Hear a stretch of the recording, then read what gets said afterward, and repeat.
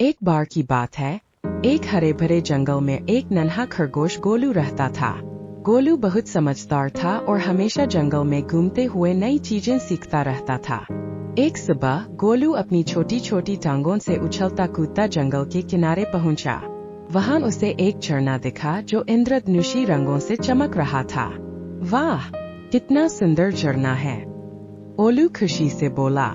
लेकिन तभी उसे झरने के पास लोमड़ी चतुर दिखाई दी। चतुर लोमड़ी बहुत चालाक थी और हमेशा छोटे जानवरों को धोखा देकर पकड़ने की कोशिश करती थी। चतुर लोमड़ी ने गोलू को देखते ही अपने दिमाग में एक योजना बनाई। उसने मीठी आवाज में कहा, अरे गोलू, तुम तो बहुत तेज दौड़ते हो, लेकिन क्या तुम मेरी मदद करोगे? गोलू को थोड़ा शक हुआ, लेकिन उसने पूछा, कैसी मदद?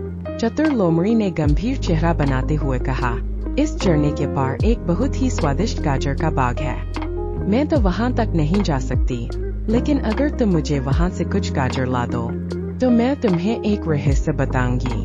गोलू को गाजर बहुत पसंद थी, लेकिन उसे लोमड़ी की चालाकी पर भरोसा नहीं था।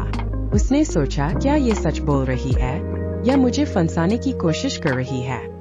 गोलू ने चारों ओर देखा और देखा कि झरने के पास एक बड़ा पेड़ था। उसने तुरंत एक योजना बनाई। उसने कहा, ठीक है लोमड़ी बहन, मैं अभी गाजर लाने जाता हूँ, लेकिन तुम यहाँ मेरा इंतजार करना। गोलू झट से उछलता हुआ एक गिलहरी के पास गया और उसे पूरी बात बताई।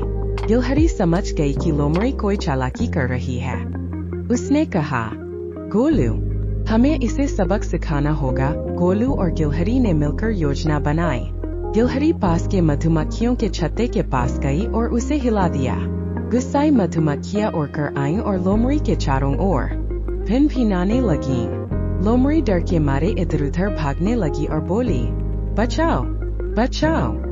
गोलू और गिलहरी जोर जोर से हंसने लगे। लोमड़ी भागते भागते जंगल से बाहर निकल गई और फिर कभी गोलू को धोखा देने की कोशिश नहीं की। शिक्षा। गोलू ने अपनी समझदारी से खुद को बचाया और अपने दोस्तों की मदद से एक चालाक शिकारी को सबक सिखाया। इस कहानी से हमें सीखने को मिलता है कि हमें कभी भी किसी चालाक व्यक्ति की बातों में नहीं आना चाहिए और हमेशा अपनी बुद्धि का इस्तेमाल करना चाहिए।